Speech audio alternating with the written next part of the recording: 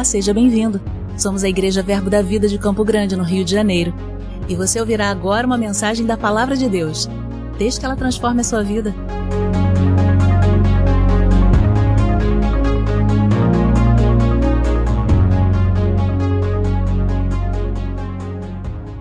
Aleluia, glória a Deus. Deus é bom em todo tempo. Em todo tempo Ele é bom. Amém, irmãos? Aleluia, bom dia, graça e a paz do nosso Senhor Jesus Cristo seja convosco. Aleluia, nós estamos aqui num culto de missões, um culto especial, onde nós separamos tudo, nós nos preparamos, uma vez ao mês, porque entendemos que todos nós somos missionários, amém? Talvez se você é novo na igreja local, se você se converteu recentemente ou algo do tipo, para você entender, nós cremos, a Bíblia nos ensina e nós cremos assim, que cada pessoa no corpo de Cristo, essa pessoa tem uma função específica, mas entendemos que existem algumas pessoas com uma função específica ao ponto de entendermos como missionários. Quem são os missionários? Missionários são, em geral, aquelas pessoas que são enviadas para algum lugar com o propósito de conquistar um povo, de levar a palavra do Senhor, de alcançar pessoas que estão perdidas. Muitas vezes você vai ver as bandeiras aqui na frente, porque nós falamos muito dos missionários transculturais. São pessoas que saem, por exemplo, aqui da nação brasileira e eles vão para um outro povo, uma outra nação, uma outra cultura, para alcançar aquele povo, para levar a palavra de Deus, amém? E a nossa igreja se envolve com isso. Nós cremos que isso faz parte do projeto de Deus, ou da expansão do reino de Deus sobre a face da terra, ao ponto de entendermos que existe a importância, de fazermos um culto no mês dedicado a esse assunto, dedicado a essa parte, do que a Bíblia nos ensina, do que a Bíblia nos instrui. Agora, nós separamos também esse momento para, obviamente, nós nos unirmos com o propósito, nós ofertamos, porque você pode ser alguém que é enviado fisicamente para missões transculturais, ou você pode também ir com as suas orações, com os recursos, amém, irmãos? Então todos nós temos uma participação nisso, como um corpo de Cristo andando sobre a terra. Mas também entendemos, irmãos, que missionário não é só aquele que vai, porque todos nós temos uma missão, todos nós somos chamados para cumprir um propósito, uma vocação, um chamado no Senhor, amém? Eu gostaria de convidar você a abrir a sua Bíblia lá no livro de 1 Coríntios, no capítulo 4.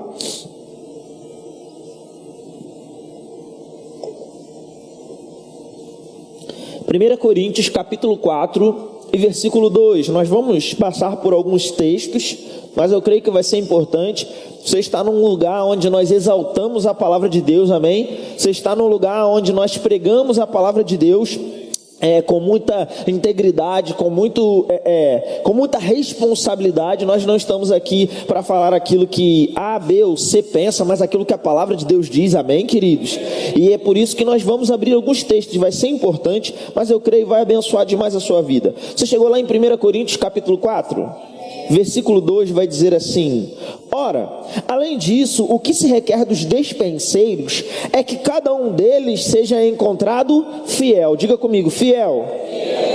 A Bíblia está dizendo que todos nós somos despenseiros do Senhor, ou ministros do Senhor. Se você ler com calma, os textos de 1 Coríntios, o apóstolo Paulo está falando muito sobre essas coisas, essa questão de ministério, de função, de vocação, e todos nós temos uma vocação ou um chamado da parte de Deus, independente daquilo que é. E a Bíblia está dizendo que existe uma responsabilidade sobre a nossa vida de sermos encontrados fiéis em cumprir o nosso chamado, fiéis em cumprir a nossa vocação, amém, queridos? Deus te criou com um propósito.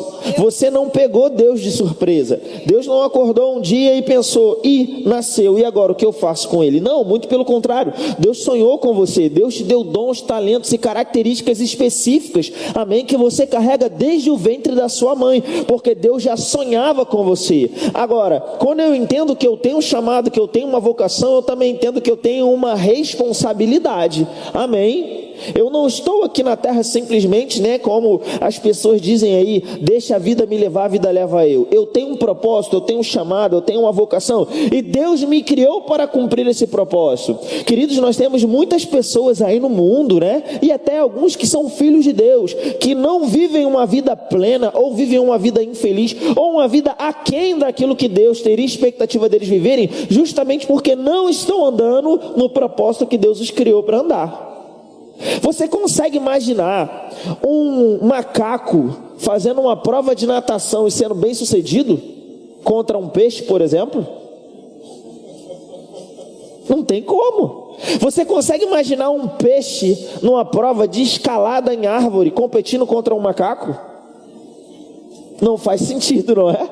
E não é para fazer sentido mesmo. Agora, você consegue perceber que o macaco, ele tem um jeito de andar, de agir e de proceder, e o peixe tem um outro?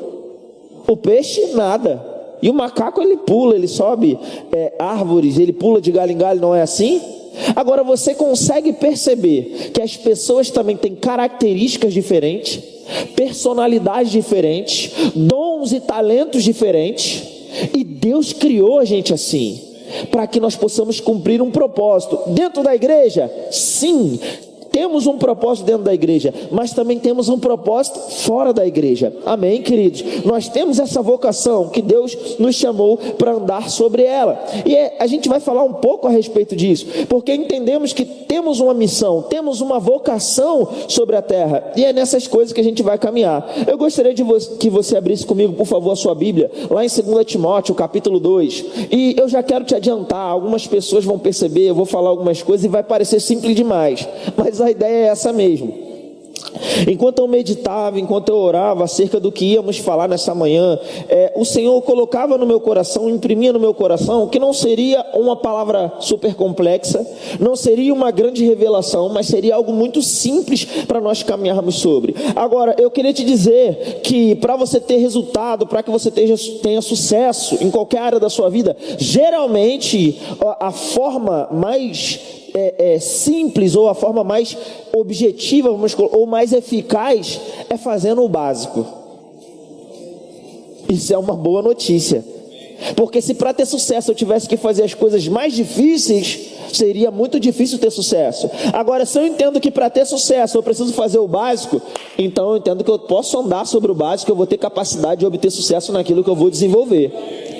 Eu dei aula há muitos anos, né, de artes marciais, de kickboxing, né? A responsabilidade, o mestre está ali sentado na cadeira olhando o que eu vou falar, mas está tudo certo. E o mestre que me formou como faixa preta, não estranho, está tudo certo. Mas quando eu dava aula de artes marciais, eu tinha algumas percepções. O que eu vou falar agora, eu quero que você, principalmente que é mais maduro, pegue pelo Espírito. Você tem percebido que a igreja está caminhando num fluxo da parte do Senhor. O Espírito de Deus está conduzindo a igreja numa direção, e nessa direção que nós estamos caminhando, nós estamos cumprindo vários propósitos, inclusive de alcançar muitas pessoas.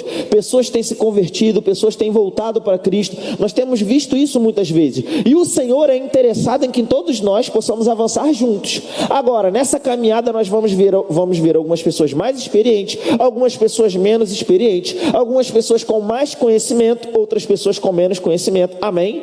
E o Senhor, Ele vai encaixar todas as peças para que a gente possa caminhar junto. E por que eu falei da questão das artes marciais? Quando você pega um bom professor de artes marciais, um professor que foi bem ensinado, ele tem uma coisa que é conhecida como didática. Geralmente quem ensina já ouviu falar sobre isso. E a didática, ela é muito importante. A didática, a dinâmica. Por exemplo, eu dava aula e eu tinha grupos com muitas crianças de diferentes idades, ou até grupos que tinham adolescentes e adultos. E como fazer?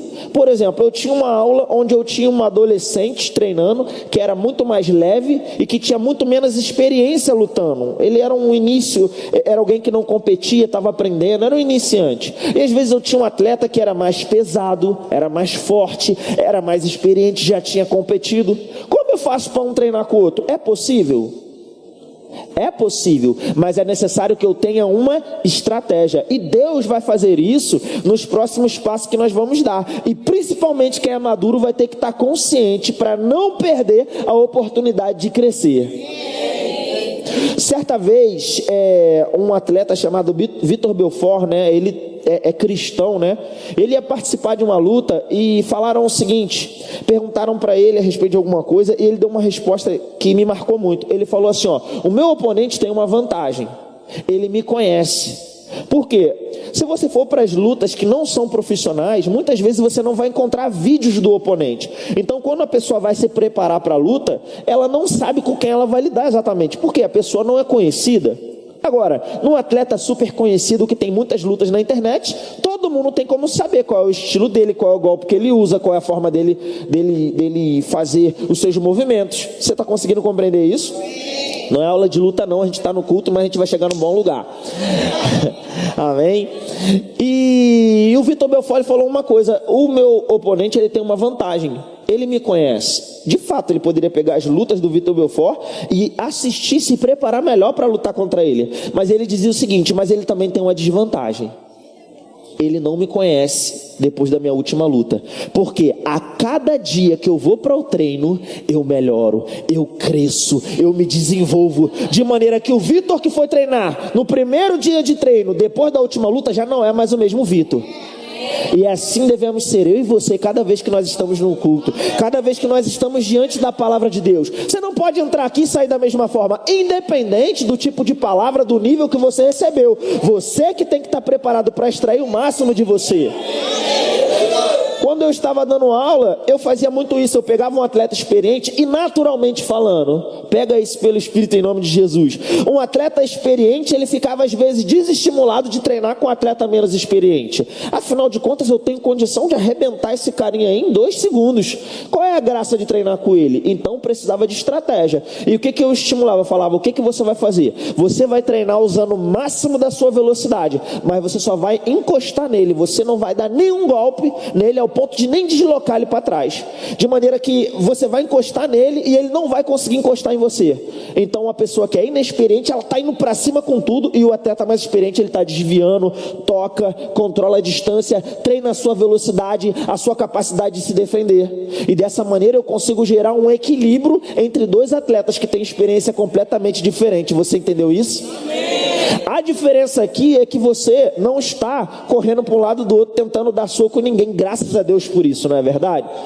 Mas enquanto as coisas vão ser ministradas, você pelo Espírito vai ter capacidade de saber o quão profundo você vai levar cada verdade para o seu coração, para você andar sobre elas. Porque volto a dizer, o que vai fazer você ser bem sucedido, aleluia, é o básico. A gente falava muito isso na luta, né? Hoje está o negócio da luta aqui, mestre, mas está tudo certo. Tem uns caras que treinavam e queria dar o helicóptero, virar de cabeça para baixo, dar um golpe de samurai, mas a gente sempre dizia, o que ganha a luta é o feijão com arroz. Soco reto, chute mais simples que puder, isso é o que ganha a luta. Não tenta inventar. E sabe, é assim na nossa vida cristã também. Às vezes a gente não obtém mais êxito porque a gente está querendo inventar demais. Às vezes a gente vem para o culto querendo esperar uma grande revelação, quando na realidade Deus tem exatamente aquilo que a gente precisa. Amém? E é nessas coisas que a gente vai caminhar nessa manhã. Você se anima com isso? Porque aqueles que estão chegando, eles serão sustentados e estabelecidos em princípios que são muito básicos e vão auxiliar, e você vai ser fortalecido nas bases, que são as mesmas bases que te levantaram e vão fazer você chegar no lugar que Deus tem para você. Amém? Você abriu lá em 2 Timóteo, no capítulo 2, o versículo 3, nós vamos ler do 3 ao 5, vai dizer assim: participa dos meus sofrimentos como bom soldado de Cristo Jesus. Nenhum soldado em serviço se envolve em negócios dessa vida, porque o seu objetivo é satisfazer aquele que o arregimentou. O que ele está dizendo? O propósito do soldado não é se envolver com qualquer coisa. Ele está comprometido com a sua missão, comprometido em obedecer e submeter àquele que o chamou para servir naquela missão. Você entendeu isso? E ele vai continuar dizendo aqui no versículo 5: igualmente o atleta não é coroado se não lutar segundo as normas. Irmãos, eu acho isso aqui interessante demais, eu acho isso muito poderoso. Por quê? o Senhor veio falando algumas coisas no meu coração, e talvez uma grande dificuldade que as pessoas têm é justamente por eles não estarem acostumados com a questão de submissão e autoridade. Na nossa cultura, no mundo em que nós estamos inseridos, as pessoas têm uma dificuldade muito grande com esse negócio de submissão. Esse negócio de submissão é estar abaixo do outro, etc. E existem algumas estruturas que ajudam. Eu não sei se vocês já viram isso, né? Mas muitas vezes tem um pai e a mãe que o filho, né? Ele às vezes responde, ou às vezes ele não gosta de fazer as coisas em casa. Não nossos filhos aqui, amém, porque eles são uma bênção, são educados na palavra. Glória a Deus por isso. Mas acontece por aí. E as pessoas falam assim: você vai aprender. Quando você servir, aí você vai aprender uma boa lição. Porque qual é o entendimento? Quando ele for pro quartel, ele vai ser treinado em submissão. E de fato, irmãos, existem lugares onde as pessoas aprendem. As próprias artes marciais, elas servem para isso. Na verdade, todo professor de esporte, quando ele tem essa consciência, ele consegue transmitir isso para os seus alunos, se houver o interesse. Mas na luta acaba sendo muito mais fácil, porque tem a hierarquia, tem a graduação. Então o cara que é mais graduado, ele dá uma dura no que é menos graduado, ele não tem opção de falar nada. Eu acho muito interessante quando às vezes eu vejo alguém ensinando alguma coisa e as pessoas não fazendo o que é mandado, né? Em algum esporte, alguma coisa assim, numa aula de ginástica, né?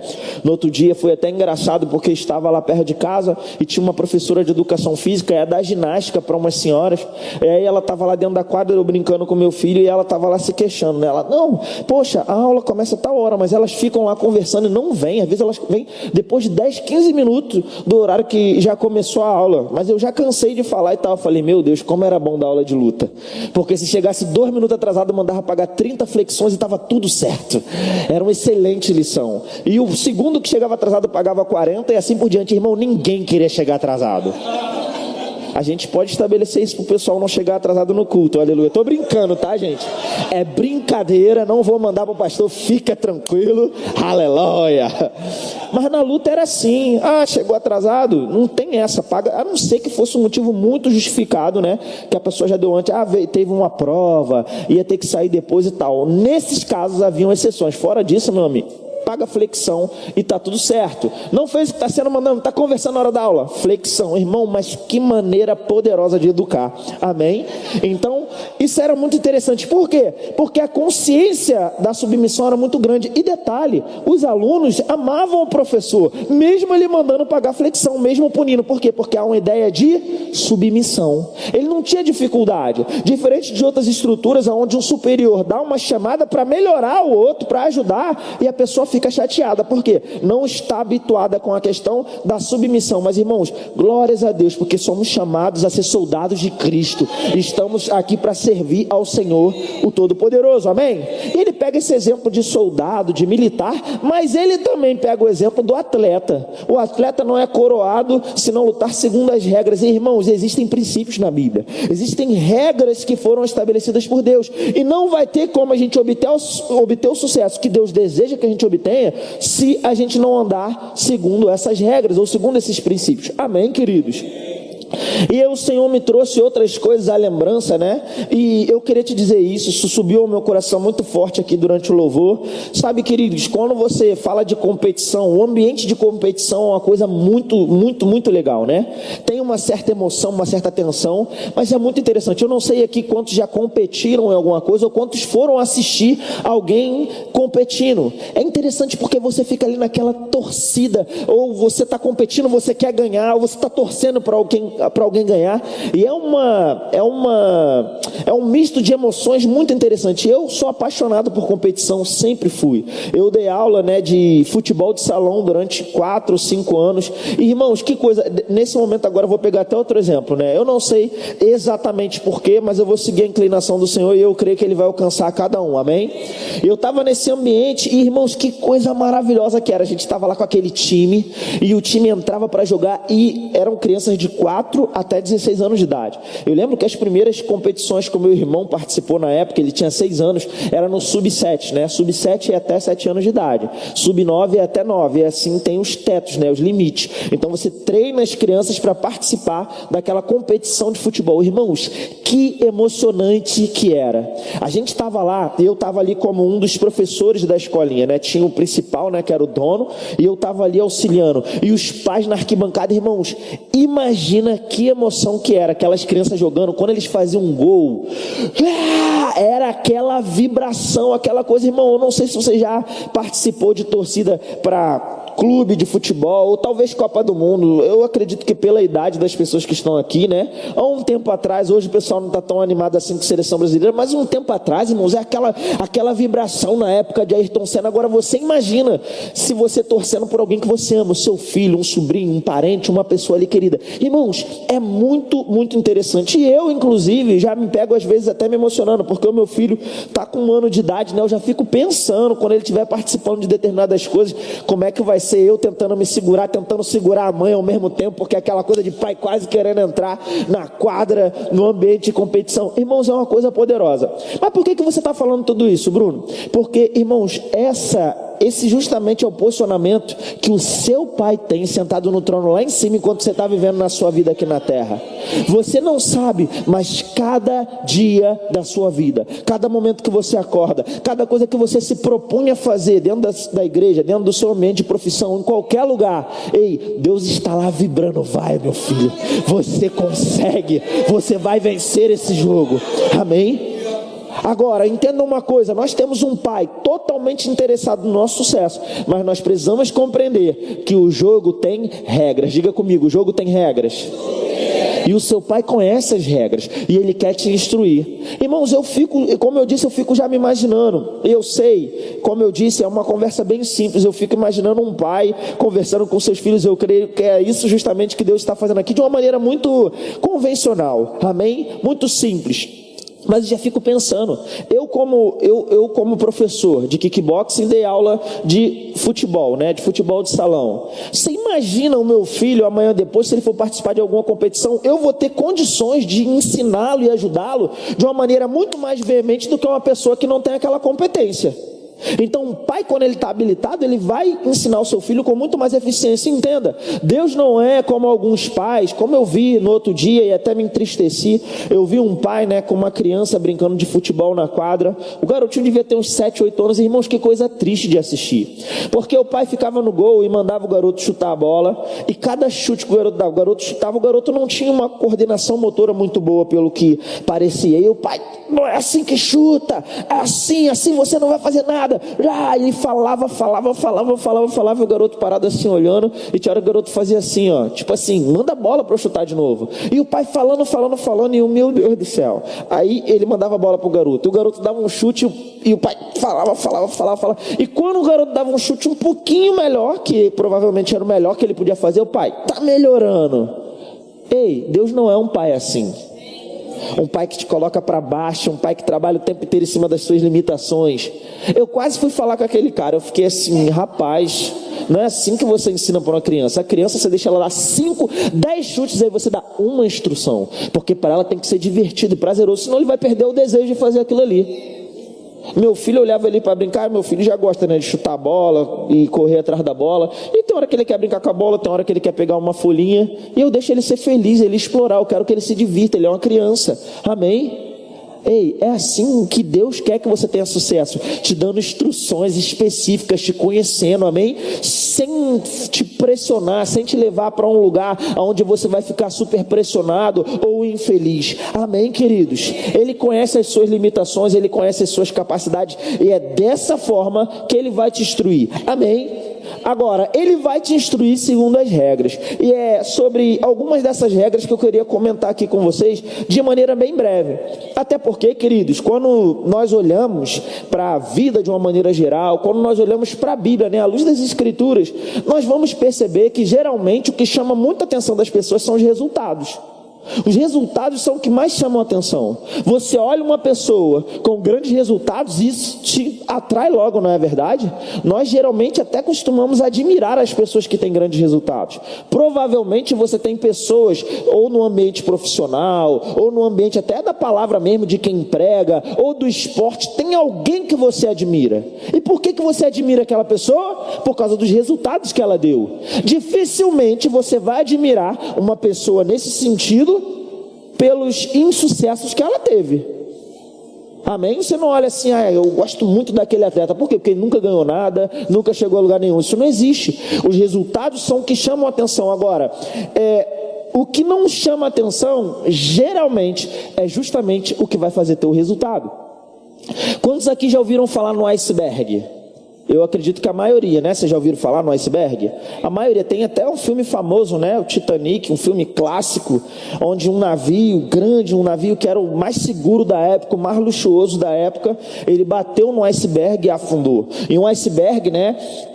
Talvez eu possa falar alguma coisa aqui na minha limitação de conhecimento sobre o assunto, mas você vai amar minha vida e vai entender o que eu quero transmitir.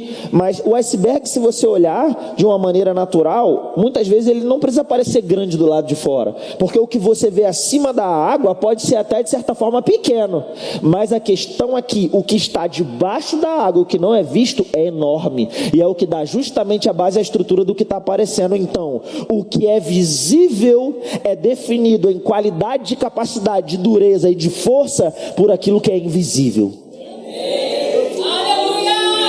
Então nós precisamos estar atentos a justamente aquilo que é o invisível, e são os princípios, são as regras desse jogo que nós estamos vendo aqui.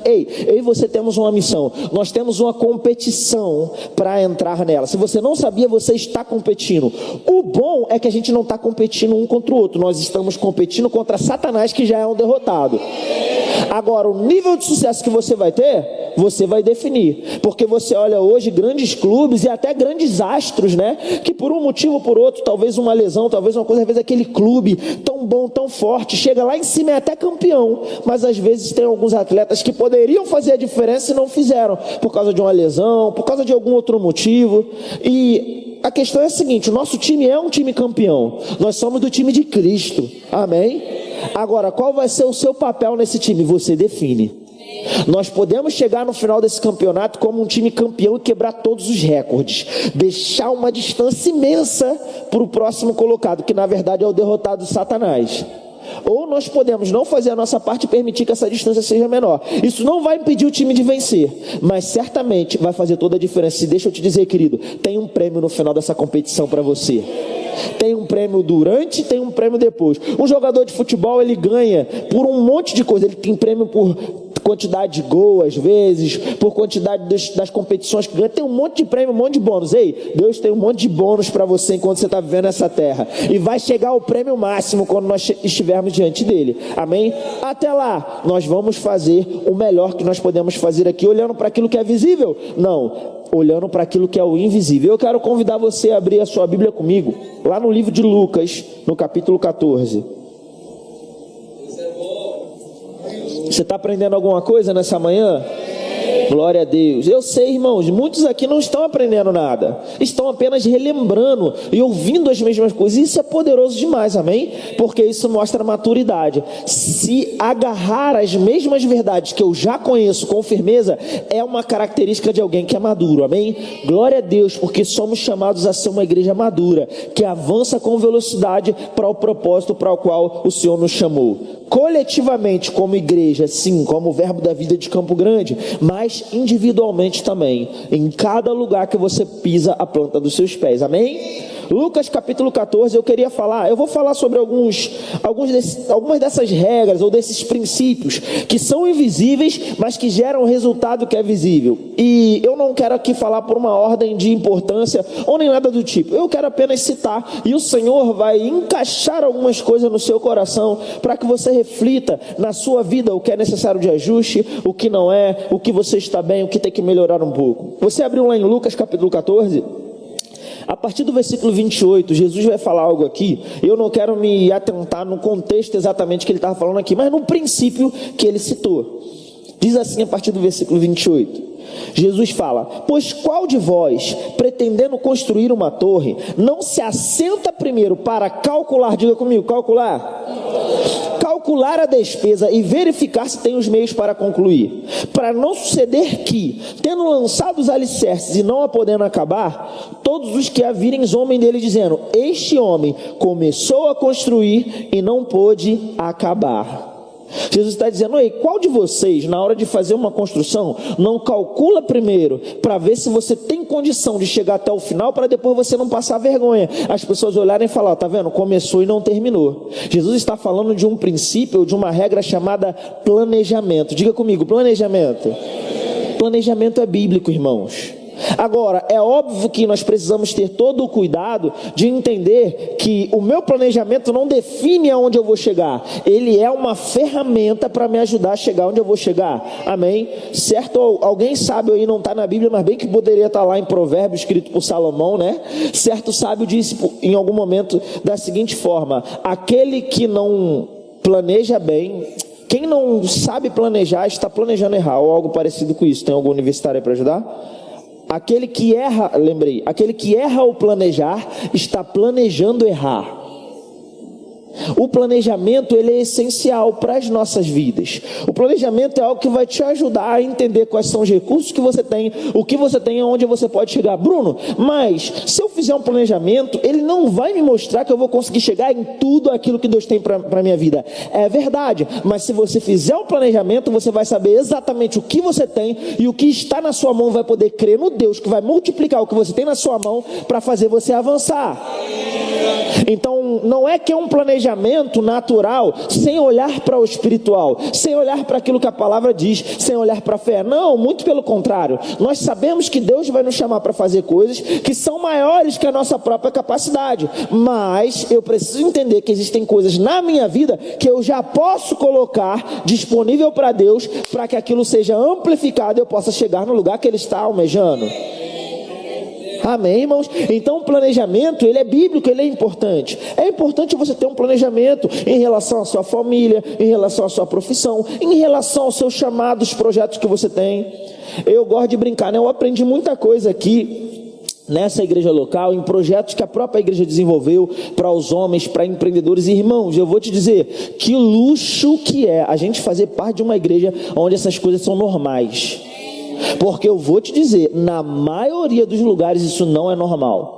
Você está numa igreja que tem treinamento para os homens, recebendo uma visão, tem isso, tem aquilo, tem treinamento para empreendedores, imersão, e você lidar com todas essas coisas o tempo inteiro de maneira prática, com ferramentas. Então vamos usufruir, amém? Irmãos, como fez diferença para a minha vida saber determinadas coisas, escrever no papel onde eu quero chegar e o que eu quero alcançar, né? Tem uma frase que ficou muito conhecida, né? Tirada lá, quem disse foi um gato no filme de desenho Alice no País das Maravilhas, mas exemplifica muito bem essa verdade. Quem não sabe para onde vai,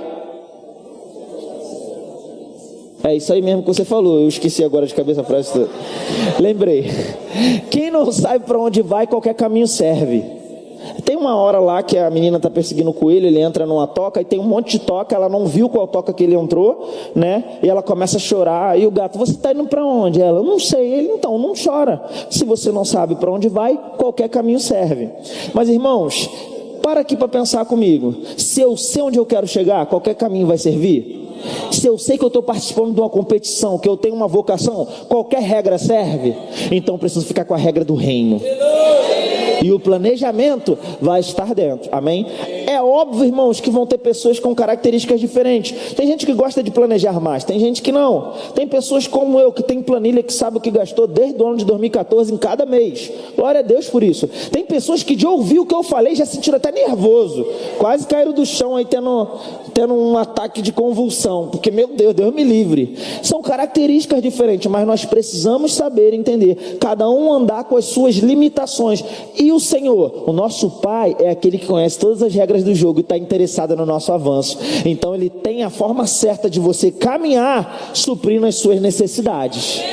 Agora, o que eu não posso é deixar de planejar porque eu não gosto de planejar, eu não estou afim, é isso mesmo, deixa para lá e eu vou fazendo de qualquer forma. Querido, você pode potencializar aquilo que Deus tem para sua vida. Qualquer estrutura que tenha sucesso, geralmente teve algum planejamento. E, na maioria das vezes, quando você vê alguém que teve sucesso e não se planejou, geralmente ele fez um monte de coisa que ele não sabia que ele estava fazendo de maneira, vamos dizer assim, sem querer, mas acabou cumprindo os princípios. Amém? Mas glória a Deus, você pode planejar e você pode almejar, alcançar o lugar que Deus tem para a sua vida. Amém? A gente vai ver isso na Bíblia em diversos contextos, em diversas situações. Deus é um grande planejador. Você vai ver a viagem que Israel fez quando saiu do Egito para Canaã, foi totalmente estratégica. Irmão, se você pesquisar, tinha um caminho mais curto. Deus não levou pelo caminho mais curto, para quê? Para eles não desistirem e não voltarem, né? Levou pelo caminho mais longo. Foi passando por determinados lugares. Alguns historiadores, né, o pessoal da área da geografia diz que o povo, quando parou em alguns lugares, aquele lugar era rico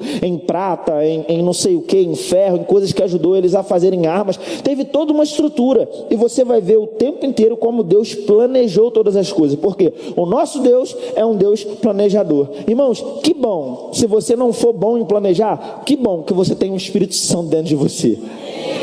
O maior estrategista e planejador da história. Amém? Agora, vá comigo, por favor, lá para o livro de Provérbios.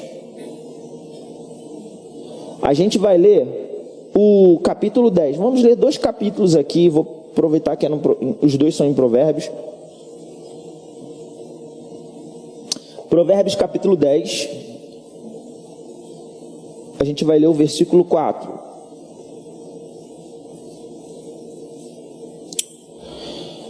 Você chegou lá? Amém. Provérbios 10, 4 diz assim: o que trabalha com mão remissa empobrece, mas as mãos dos diligentes vêm enriquecer-se. Diga comigo, diligente. Então a Bíblia está dizendo que a mão daquele que é diligente, ela vai enriquecer. Agora pula comigo para o capítulo 22. É um dos versículos que eu mais amo na Bíblia. Provérbios 22, 29. Inclusive isso aqui, queridos, isso está impresso no DNA dessa igreja. Você vai entender o que eu quero dizer. Provérbios 22, 29. Você chegou lá?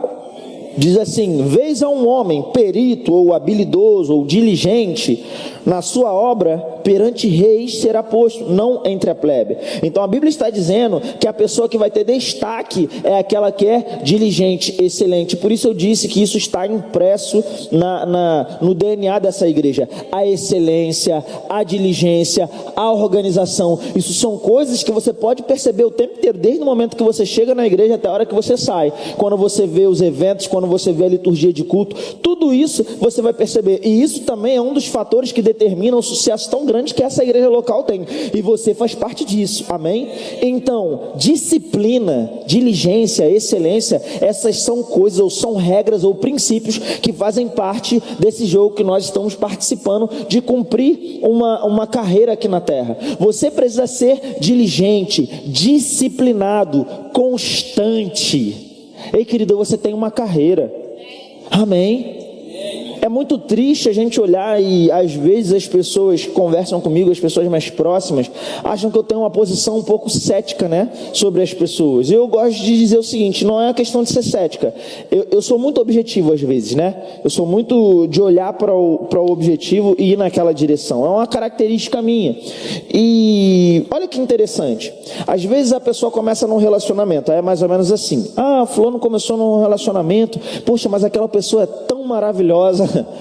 E aí eu falo assim: bom, daqui a 6 meses, daqui a 1 ano a gente vai ver. Porque eu nunca vi ninguém entrar num relacionamento e falar: não, essa pessoa é horrível, eu entrei nesse relacionamento, mas essa pessoa não vale nada. Isso não existe. Por quê? Porque as pessoas começam muito bem. Você quer ver outra coisa? Contrata um funcionário. Contratou funcionário, meu Deus, aleluia, esse funcionário veio do céu, olha, faz tudo e tal, supre todas as necessidades, meu Deus do céu, que talento. Espera passar um tempinho. Por quê? No começo, irmãos, todo mundo tende a começar bem. Pelo menos nesse sentido que eu estou falando. A pessoa entra no relacionamento querendo acertar, querendo mostrar o melhor. Só que aquilo não vai durar muito tempo. Com o tempo ela vai mostrar quem ela realmente é. No ambiente de trabalho é a mesma coisa. Não adianta você chegar no ambiente de trabalho voando. Você carrega um Deus dentro de você. Você é representante de um reino. Então não é na primeira semana do trabalho que você vai ser um sucesso. É em toda a sua estadia naquele lugar. Daqui a 1 ano, 2 anos, você vai estar da mesma forma. Porque você é constante, você é diligente, você carrega um DNA do reino de Deus em você. Então eu brinco com as pessoas, não é questão de ser cético, é questão de você observar, porque de cara é muito simples. Eu não estou dizendo, irmãos, que a gente não deve ser benigno e esperar o melhor das pessoas, não é disso que eu estou falando. Aliás, muito pelo contrário, a gente sabe que isso são coisas em relação ao fruto do Espírito, que nós podemos manifestar, esperar o melhor das pessoas, não é disso que eu estou falando. Eu vou esperar o pior da pessoa, mas eu preciso ter o bom senso, a sensatez e a frieza de observar que algumas coisas vão durar algum tempo para que a gente possa perceber se elas são reais, se elas não são, se é realmente daquele fato. Eu sempre gosto de dizer, quando eu estou ensinando nos lugares, você pode achar que você me conhece, mas você não me conhece, você me conhece um pouco. Quem me conhece é minha esposa que mora comigo. Ela me conhece, ela sabe quem eu sou, ela sabe meus defeitos, ela sabe as minhas limitações, amém? É assim que funciona, e está tudo bem, porque ninguém é perfeito. Porém, o que eu preciso ter em mente é que se eu quero ter o resultado que Deus deseja que eu tenha, se eu almejo chegar em lugares grandes, eu sei que você almeja, seja, irmãos, em qualquer lugar que você toque. Eu sempre gosto de dizer isso para as pessoas, a sua vocação passa pela sua profissão. Você tem algo para fazer. Quando você está lá cumprindo a sua profissão, você está manifestando um reino lá. Quando você aumenta a sua influência na sua área de profissão, mais pessoas vão ouvir o que você tem para dizer. E adivinha, você tem Cristo, amém? Você tem o Espírito Santo. As pessoas vão querer saber por que você tem sucesso. Ora, o meu sucesso, ele vem de Cristo, porque Ele habita dentro de mim. Amém?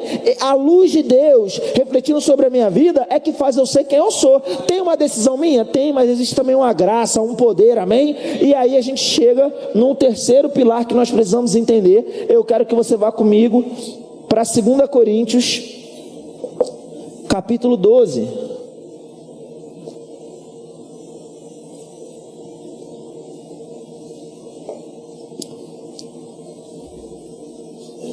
E eu gostaria de chamar o Ministério de Música para já ir se posicionando. Nós estamos caminhando para o encerramento. 2 Coríntios capítulo 12, no versículo 7. Porque a gente falou sobre planejamento, a gente falou sobre disciplina, mas agora eu queria falar sobre um outro chamado poder. Diga comigo, poder. Irmãos, nós precisamos entender o poder que está disponível para mim e para a sua vida. Nós não somos naturais, nós somos sobrenaturais, amém?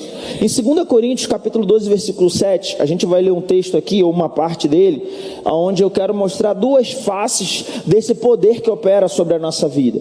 Primeiro aqui, a partir do versículo 7, onde Paulo vai dizer assim: e para que não me ensoberbecesse com a grandeza das revelações, foi-me posto um espinho na carne, mensageiro de Satanás, para me esbofetear, a fim de que não me exalte.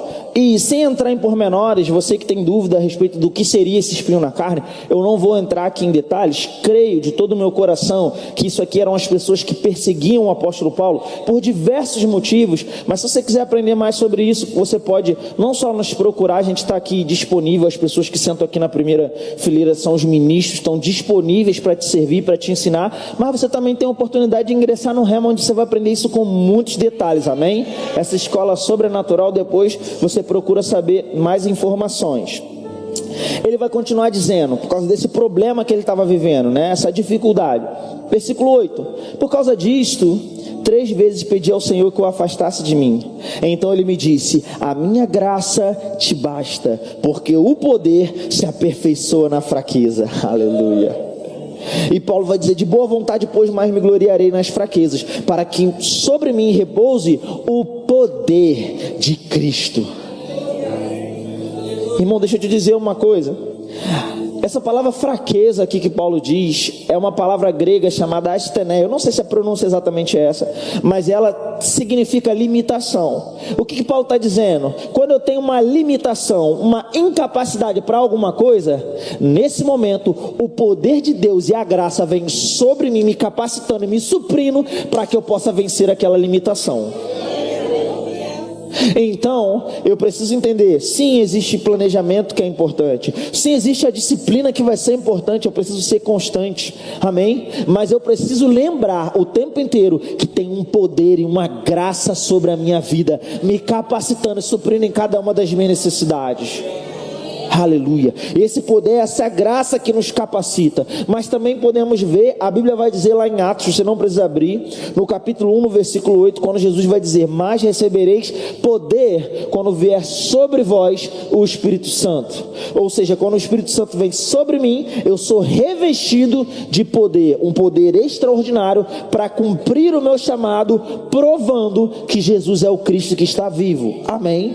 Eu não vou entrar em pormenores nessa mensagem, mas a gente, em algum momento você vai ter oportunidade. Inclusive, eu quero incentivar você que talvez está chegando na igreja agora, você que se converteu há pouco tempo, se informa sobre todos os projetos que tem disponíveis para você. O curso de primeiros passos, o discipulado de novos membros, tudo isso foi desenvolvido, desempenhado com muito carinho para te ajudar a entender essas coisas. E mais uma vez, assim como eu falei para aqueles que são mais experientes no início, eles têm que se empenhar para extrair o máximo daquilo que eles podem, mesmo quando foi o básico, não é assim?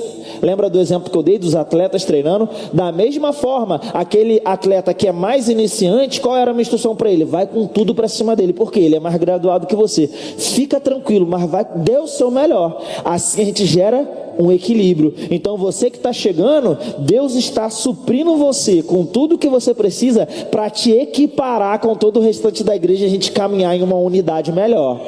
Amém? E você vai entender melhor sobre esse poder. Mas agora eu quero de uma maneira muito simples e direta dizer para você que o Deus que ressuscitou a Cristo dentre os mortos, esse mesmo Deus ou esse mesmo Espírito, essa mesma força espetacular e estrondosa, ela opera em você. E por último, não menos importante, como eu disse, eu não estava falando simplesmente de uma escala onde um é mais importante e o outro é menos importante. O último é o relacionamento. O nosso relacionamento com Deus, ele vai ser essencial. Sabe por quê, queridos? O Salmo, você não precisa abrir, mas Salmo capítulo 127, eu não sei se vai dar tempo do pessoal colocar aqui atrás, mas o Salmo 127, versículo 1, diz assim: se o Senhor não edificar a casa, em vão trabalham os que a edificam. Se o Senhor não guardar a cidade, em vão vigia a sentinela. Sabe, queridos, Deus tem um propósito, Deus tem um projeto, Deus tem um foco. Deus te criou, Ele sabe os seus dons, as suas habilidades, Ele sabe aonde exatamente você vai conseguir ser o melhor que você pode ser. Vou usar o exemplo do futebol novamente. Hoje, cada vez mais se fala da questão dos técnicos dos times. Por que eles são... Sempre foi importante, né? Mas hoje se fala mais ainda, porque hoje se joga muito com estratégia. Hoje um jogador, ele não precisa ser só habilidoso, ser o cara que pega com a bola e faz isso. Hoje os jogadores têm que ser bons a ponto de saber o que fazer quando eles não estão com a bola, porque isso vai ser essencial para determinar o resultado que ele vai ter, como ele vai contribuir para o time jogar bem. Então o técnico precisa conhecer as qualidades, habilidades do jogador e saber como colocar ele no jogo para ele poder jogar bem. Deus é o técnico do time, Ele sabe onde você vai jogar bem, Ele sabe onde você vai ser importante. Teve um campeonato, né? Muitos, quem gosta de futebol, ouviu falar, foi a Champions League, né? Um dos campeonatos mais fortes que existe. Os campeões da Europa participam da competição e todo jogador de futebol sonha em ganhar essa competição, né? E a gente teve um time que foi campeão esse ano, um time chamado Real Madrid. E nesse time, o jovem que fez o gol na final é um jovem brasileiro, o Vinícius Júnior. E uma coisa interessante dele é que durante muito tempo ele foi muito criticado, porque ele jogava muito bem, ele fazia muitos dribles bons, mas ele não fazia muitos gols, ele perdia muito gol, ele era muito criticado, o pessoal batia muito. E esse técnico que entrou agora, ele foi essencial para fazer esse menino conseguir ficar numa posição específica, se encaixar num time de uma forma tão boa, que esse jovem, ele fez 5 vezes mais gols do que na última temporada. Ou seja, ele tinha um resultado, esse técnico soube colocar ele no time de uma forma tão estratégica, que ele fez 5 vezes mais do que o que ele fazia, porque o técnico, com o seu olhar e a sua experiência, conseguiu ele encaixar. Então não vai adiantar eu tentar ficar fazendo simplesmente a força do meu braço, porque o meu técnico sabe qual é a competição que você participa, ele sabe quem você está enfrentando, ele sabe as suas qualidades melhor do que você mesmo. Eu vou dizer, o técnico lá de cima não vai fazer você fazer 5 gols a mais, ou 5 vezes gols a mais, ele vai fazer você ter um resultado 10, 20, 30, 100 vezes maior do que aquele que você poderia fazer. Então você vai precisar estar num relacionamento sincronizado com Ele. Ele vai te dar as instruções, mas vai precisar ser necessário você ter um desejo de ouvi-lo. E eu vou te dizer, Ele está desejoso de te instruir todos os dias da sua vida. Cada dia que você levantar da sua cama, que você abrir os seus olhos, esse técnico está lá. É hoje. Eu tenho uma posição, eu tenho uma jogada para você, eu tenho um movimento que você vai fazer. Esse movimento vai fazer toda a diferença. Se prepara para ganhar os maiores campeonatos, os maiores prêmios. Não tem técnico melhor que esse. Você pode ficar de pé? E eu quero te dizer, nós vamos apenas separar esse momento para adorar ao Senhor um pouco. É uma mensagem tão simples, irmãos. Eu não vim aqui para inventar nada. Eu vim para falar algo extremamente simples para você. Seja você o mais experiente ou avançado, seja você o mais básico, o recém-chegado. O que eu sei é que Deus tem um projeto. Deus tem competições para a gente ganhar. Coletivamente aqui, sim, como igreja. Individualmente, na sua vida, na sua profissão, em qualquer lugar que você toque, sim também. E nós vamos precisar estar atentos para estar submissos a esse projeto e usufruir de todos esses princípios que o nosso técnico vai soprar e vai nos lembrar em nossos corações. Você pode fechar os seus olhos, erguer as suas mãos. Nós vamos adorar ao Senhor. E nesse momento Ele vai ter liberdade para falar ao seu coração, para estabelecer coisas. Aleluia, vamos adorar ao Senhor.